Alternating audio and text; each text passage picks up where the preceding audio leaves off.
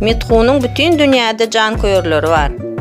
Aktyor SSR'de qowu görülýärdi. Ol bir näçe gezek Russiýa, Özbegistany we beýleki gyda döwletlerine geldi.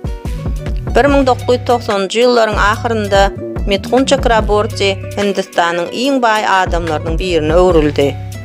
Şu wagt ol özüni telekeç hökmünde synap ajaýyp monarh ady bilen mehmanhanalar zynjyryny döretdi. Aktyor biznesden başga da futbol we kriket toparlarynyň eýesi.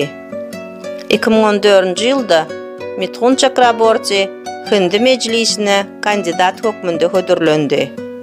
Aktyor bu teklifi kabul etdi. Ýöne saglyk sebäpli ýygnaklara gatnaşmady we izigiderli ötünç hatlaryny iýerýärdi. Soňra kesel sebäpli aktyor deputatyň wezipesinden aýrylmagy barada ýüz